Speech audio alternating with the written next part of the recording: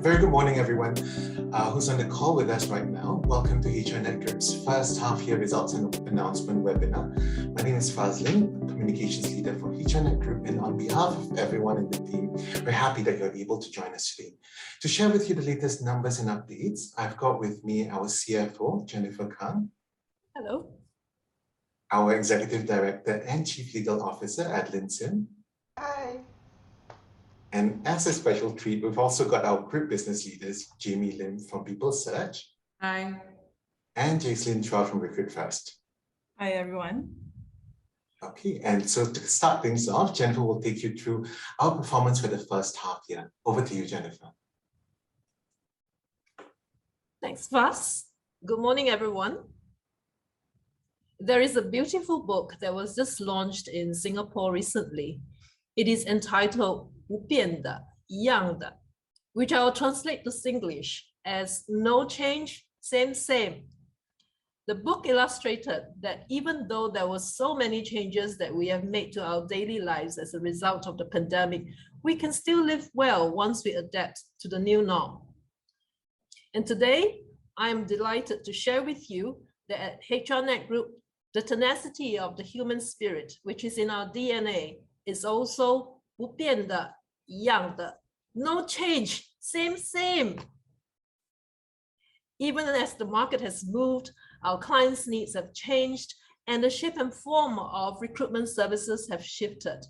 The deep-rooted culture of discipline, diligence, and agility has brought us record results this first half of 2021. This is the season of 7 ups, as we delivered 7 aspects of growth: our revenue, gross profits, net profits, efficiency ratio, and contractor volumes achieved historical highs. And yes, we have exceeded pre-COVID first half 2019 numbers. If you look at the middle column here, you will see NPAT, net profit after tax, at $38.1 million and PATMI at $35.9 million, both approximately 71% above last year and 16 to 17% above 2019.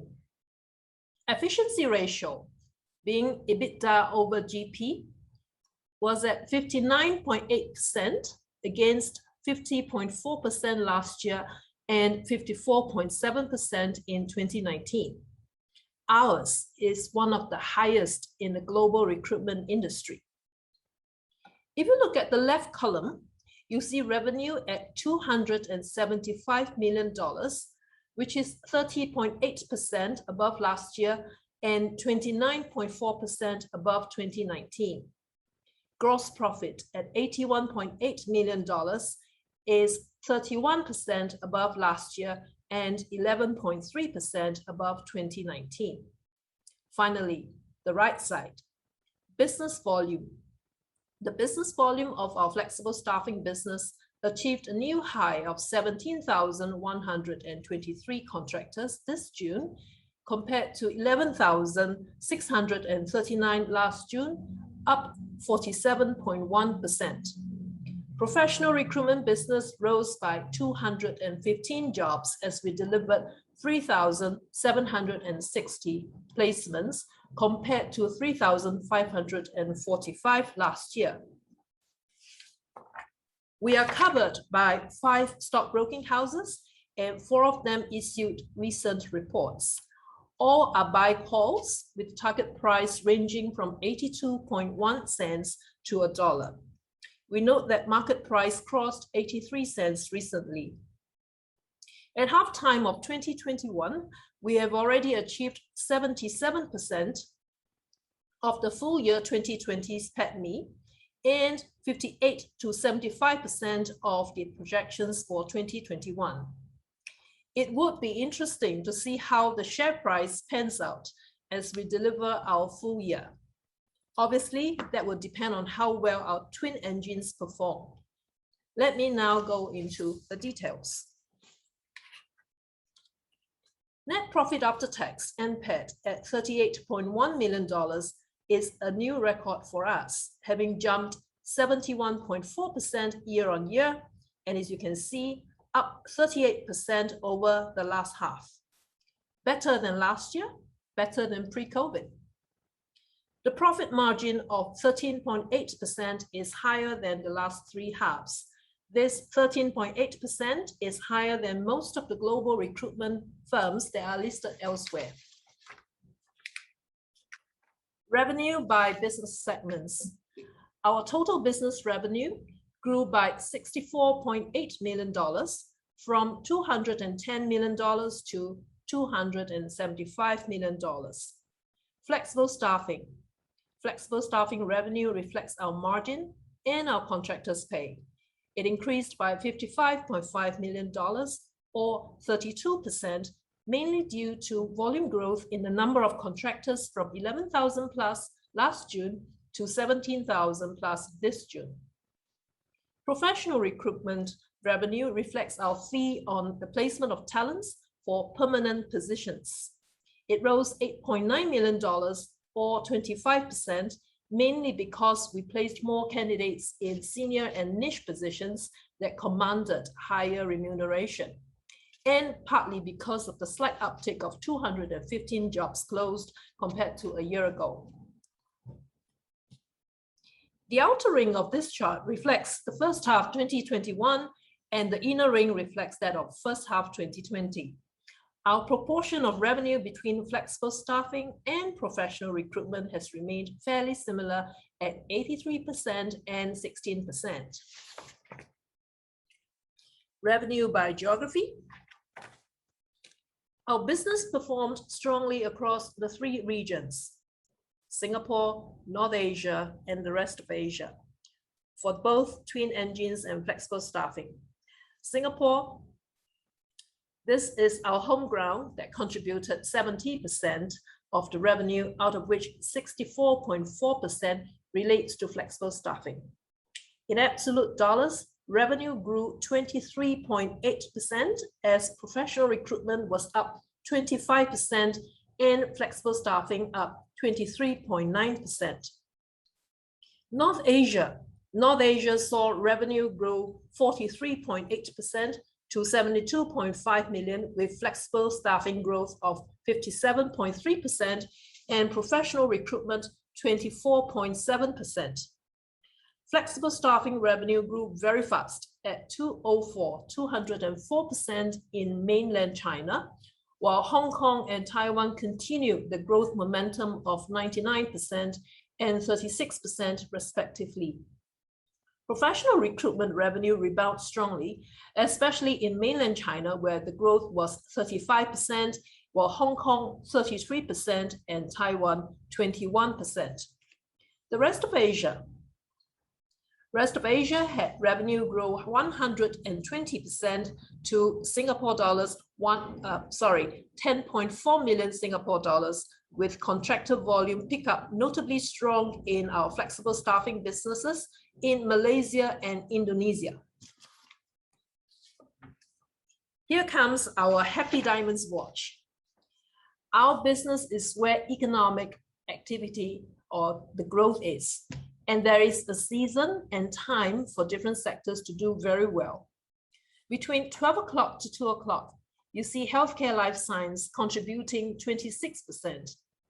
This is where we serve the pharma companies, the hospitals, the vaccination centers, and research organizations. At 10 o'clock, we have the government sector that contributed 14% as various governments that we work with continue to invest on healthcare, IT and tech, and retail and consumer. I love the fact that this is zero credit risk. At 11 o'clock, IT and tech contributed 13%, driving digitalization and transformation work in the financial, transport, and logistics sectors. With global chip shortage, our teams in Taiwan and mainland China are busy with semicon clients and candidates, right from IC design to manufacturing. Our top 10 happy clients are the happy diamonds who move according to the economy that is in motion. Here we have two medical services providers, One of them has been with us for 16 years. 3 reputable banks been with us for 20 to 21 years. Government-owned supermarket client of ours, 11 years. Fairly well represented across the growth sectors.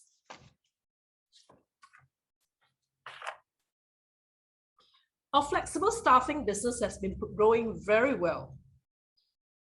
The gig economy, as they call it, saw the increase in demand for contingent workforce. We met this need by stepping up our flexible staffing business, which is represented prominently by our Recruit Express and Recruit First brands. This rapid growth in flexible staffing trend is likely to continue, as my fellow leader, Jacelyn, will share with you later on. Generally, the professional recruitment business has a GP of about 100%, close to 100%. Flexible staffing business bears an average GP of 16.1% after we take away the contractor's pay from the revenue. See the line graph at the top of this slide. The average GP margin of the combined business for our twin engines is between 29.7% to 30%, as you can see in the last 3 halves here. This GP margin has held steady, as you saw in the earlier slide, that the professional recruitment to flexible staffing revenue mix was fairly similar to that of last year. We have analyzed the revenue and gross profit in the earlier slides. Here comes the rest of the P&L. The largest item on our P&L in terms of expenses is employee costs, which constitutes about 81% of our operating expenses. The increase by $7.1 million was due to higher payouts in profit sharing incentives and variable bonuses, in line with the significant increases in gross profit and profit of the respective business units. In a later slide, we will share more about our effective staff deployment and improved productivity. Other income increased by $5.7 million to $14.2 million as we realized $3.9 million gains on disposal of HR-related marketable securities and had $2.9 million revaluation gains compared to a net revaluation loss of $1.2 million last year, partially offset by lower government subsidies and grants totaling $6.2 million compared to last year's $7.9 million, as the amount of pandemic-related assistance from various governments were scaled down this year. The wage credit under the Singapore budget will continue into 2022. The largest item on our balance sheet is the cash of $297 million. We have 0 borrowings. Amongst the movements in cash balance, we paid out $26.7 million of dividends to our shareholders and co-owners.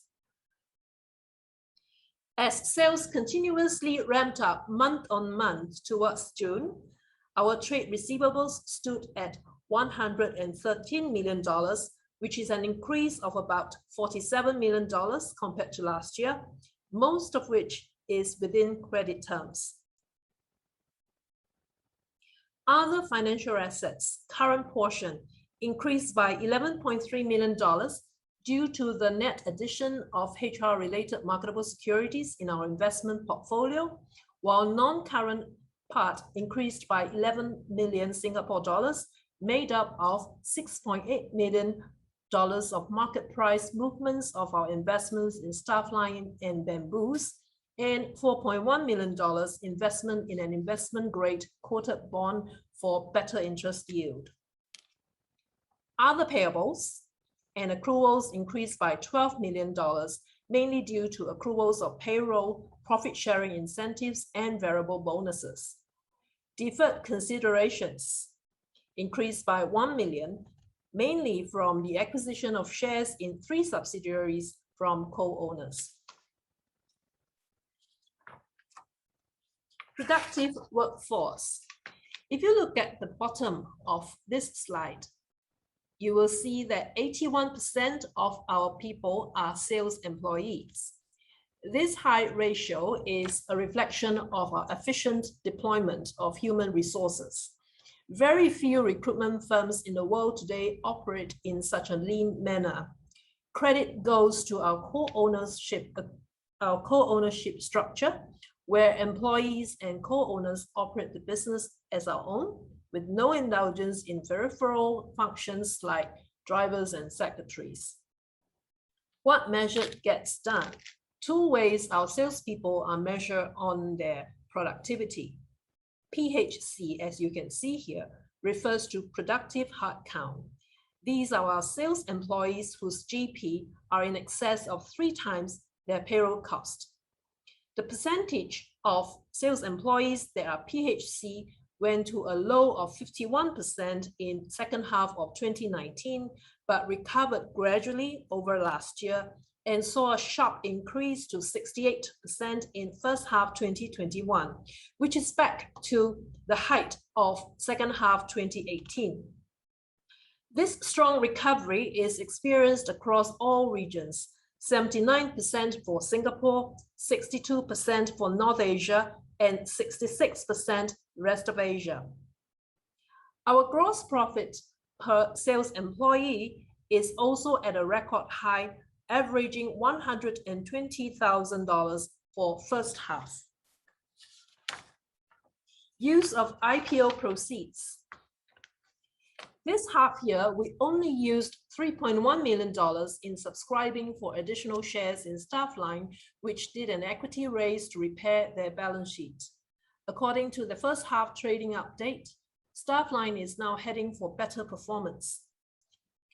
Further to the utilization of $127 million, we now have a balance of about $47 million that we are reserving for good investment and acquisition opportunities, which we continue to be on a keen lookout for and to work on. That's all I have to share on our financial update. It has been an excellent first half. And what about the second half? Let me now call upon my fellow leaders, Jamie and Jace, to share with you more color on the business outlook. Jamie, please. Thank you, Jennifer. Good morning. This is Jamie Lim from People Search. So I've got great news for all of us. Overall, the demand for professional recruitment services has risen and is expected to increase for a number of reasons. So firstly, I guess we all worked in organizations and we realized that our HR department has really been busy since the starting of the pandemic. So they're busy with other critical tasks, for example, augmenting the employee experience, focusing on talent development, because there's been so many changes in travel restrictions, national hiring policies, and all these are posing a lot of challenges for them in the area of hiring. And therefore, what happens is the companies are now very stretched and they require to acquire these talents very, very swiftly in order to respond to changing market conditions. Now, as such, what happens is that because of our trusted relationship and networks in the marketplace, where we have consistently been building over the last 20 over years, these give us an edge. When they come to us, we're able to very quickly select these talents, career consult them and move them very quickly. So business can continue for these very busy HR people. Number two, there's also been an increase for high-performing individuals to plan, execute all the business transformation plans that they have in this new normal. And just when we think that is in the new normal, tomorrow it's another new normal. So this just keeps going on, right? So there is an increase for senior, niche, and very mission-critical positions. Now, what happened again is our professional recruitment team has experienced just this 6 months of this year with the surge of hiring requests coming from all our existing clients and many requests from new and potential ones. Thirdly, it's been really encouraging where in the past, all organizations tend to hire for competencies and skills. Today, this is not just it. Hiring for traits is equally important. Now, what that means to us is when such talents are not readily available, companies are now willing to hire for the character, the traits of individual, and then train them for skills. Now, our teams are specialized in various verticals and functions. So companies, again, organizations are coming to us and say that, okay, I need people with such traits. And where can I find these transferable skills so that I can quickly hire them for the right traits and then train them for the mission critical that they have in our organization. Now, we're very comfortable with such a request. Fourth area is niche areas such as technology and even supply chain, for example. Now, we all know the talent shortages are pronounced in the tech jobs across all sectors, whether they're MNCs, local listed, Chinese tech companies, as well as our local SMEs. We've seen a spike in demand for roles such as cybersecurity, UI, UX, data analysts and scientists, and software engineers. Now, it is very, very interesting. I mean, in my years of 20 over years in recruitment, I've now seen in a pandemic, and still is, we are still in it, seeing some 20 to 30% of increase in the offered salary of candidates. This is to us a wow, it's incredible and it's new. So we all need to be equipped in managing these expectations. The other thing is the ability to identify and talent pipeline for such of these niche areas gives us a lot of success in filling our clients' requests. For instance, our data team was already working the ground since about 5 years ago. And there has always been a deliberate effort in our group to constantly build a base of talents for locals and PRs. Now, this is so apt now in this time and space where in recent times, the nation and many organizations are driving the Singapore core. So this pool that we've built has really come in handy for us to successfully place in all the talents. Lastly, I wanted to share that the workforce has changed and will continue to change. It is what I call a hybrid workforce. In the past, again, many of us will understand that the employment model is such that we calibrate headcounts based on business opportunities and growth. Now, with such a model, you can see a very disruptive rhythm of hiring and retrenchment. And besides, the changes are so rapid these days that the organizations start to realize such mode of rehiring and training is just too costly. So what happens is among all the clients in organization, more and more are developing a hybrid model of full-time employees as well as skilled contract professionals. Now, this approach allows firms in various sizes in any industry to upsize or downsize based on dynamic demands. And in light of this, the group has constantly been building our pool of highly skilled contract and part-time professionals across all sectors. I believe no one speaks better of this trend than my colleague Jaislyn, and she will be able to share with you more on the flexi staffing movement and trends in Singapore. Thank you so much. Jaislyn, please. Yes, thanks, Jamie. Good morning, everyone. My name is Jaislyn Chua from Recruit First. I shall now share some sentiments on behalf of our flexible staffing business in HRnetGroup. Our flexible staffing business, which did very well last year, has continued flourishing. We therefore expect continued volume growth within this segment. Some reasons for this include the fact that, number one, COVID-19 pandemic has resulted in the need for many organizations to cope with even more business volatility and ambiguity from day to day. Manpower and operational needs morph on a weekly or even daily basis in more fast-paced industries, such as the fast-moving consumer goods, product manufacturing, semiconductor, and technology companies. And one of the best immediate solutions to fit the demands of current operations and not so long-term business needs is a flexible staffed workforce. Such contractors also bring with them fresh skill sets and perspectives from their different experiences, which is highly valued. Number two, the shortage of foreign labor in view of the border restrictions have provided us with greater opportunities in the light industries, which previously carried a significant number of foreign manpower. When companies need talent in a hurry, they know we are fast and furious in fulfilling their needs. Now, the third factor, there are also other companies who are rationalizing their workforces, especially more so during this time, and outsourcing non-critical roles. keeping HR teams lean and outsourcing their hiring and payroll to us is definitely trending. So apart from all these three factors driving demand, we are also seeing on the other side of the equation with robust supply as millennials, and these days we call them the Zoomers, take deliberate decisions to be contingent contractors. So then what drives their decision not to be tied down to permanent roles? Well, it's none other than better compensation, benefits, flexibility, and interesting experiences.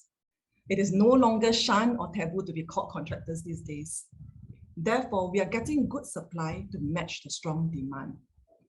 Now, in short, flexi staffing is definitely here to stay and will only get stronger. We see it becoming the preferred manpower solution for most companies and becoming increasingly popular as we ride our way through the next 6 to 12 months. Thank you very much. Over to you, Adeline. Thank you, Jace. I think we've all heard from, Jennifer, Jamie, and then Jacelyn. So obviously, names starting with J are very popular here. And they went into, how we have and will be doing very well against the backdrop of the market becoming vaccinated from the effects of the pandemic. I wanted to take a little time to give you insight into why HRnetGroup is outperforming GDP growth as well as industry performance. So there must be something here, something a bit different. The number one reason, I think, is that we have embraced the new operating environment. So we do not accept safe distancing or lockdowns as reasons why engagements with our clients, candidates, or internally cannot take place or should be delayed. In fact, we have been doubling down on contact time, meeting with stakeholders earlier and more regularly, making use of the fact that dead travel time is a thing of the past, and acknowledging that expectations of response time have intensified. We recognize that this is the new normal, not a temporary normal, and so have evolved our products and services accordingly. In Jakarta, where the pandemic situation is severe, we rolled out vaccinated-only flexible staffing. Our thought leadership platform, Leaders Breakfast Club, has been brought online and leveled up to become the region-wide Leaders Digital Club.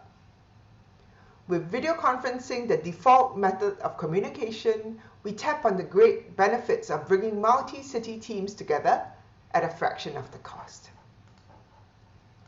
At the same time, in the north, where in-person events are happening, we are jumping in with enthusiasm. So some of our leaders in Singapore were practically jealous when they saw these images of the first national conference on the development of human resources services held by the Chinese government that was live streamed. Another notable fact would be the fact that we have gone digital native. So even before the pandemic, we were building out our digital infrastructure, but the past 15 months have really seen us hard pivot from having our employee contractors physically slip their chopped timesheets under our doors to having the entire employment relationship go digital. So I like to joke that if we were on our IPO roadshow today, we would be valued as a HR tech company. Our Ease app on the App Store and Google Play Store provides for contactless, one-touch check-ins on mobile, leave applications and payslip access. And for our key market, Singapore, we are making use of MyInfo to draw in verified SingPass data and make filling out required information a breeze. In short, we can deploy thousands of contractors a day contactlessly and seemingly effortlessly on a data-rich platform, which gives our clients great control over their flexible workforce. The ability to grant leave by the hour or pre-approve overtime are all features built into the app. Next, I'm going to borrow two of what I consider are the best taglines ever, and the car lovers amongst you will find this familiar, and describe ourselves as the ultimate talent machine as well as the fact that we are always in the relentless pursuit of improvement. We are relentless about doing better and go into every detail to do so. Earlier this year, in recognition that no one actually wants to read hundreds of pages of candidate profile reports, we ruthlessly revamped the way we present data to our clients. We obsessed over the number of characters each point should be expressed in, and kept focusing on retaining only the essence so that we could deliver the best product for the millennial or Zoomer hiring manager. As you can expect, there was some apprehension that we would no longer be able to justify our work with thick reports, but we pushed ahead with building software to implement what we knew to be the right thing to do. When the reports got out into the market, our clients were ecstatic. They loved the fact that our reports are high-octane, intelligence-packed, and built to be consumed within 3 minutes. That's just one example of how we keep pushing the frontiers. We could wake up tomorrow and find that, one of our cities is going back into lockdown. But to echo how Jennifer started this presentation, we have many reasons to believe our tenacity, creativity, and agility will help us ride the waves. So thank you once again for joining us today, and more importantly, for joining us on our journey. Thanks, Adeline. From all of us at HRnetGroup, we hope that the information that we've shared with you today was helpful, and we look forward to having you join us again at our next results announcement webinar. So from all of us, once again, thank you so much and have a great day ahead. Thank you. Thank you. Goodbye. Thank you. Yeah.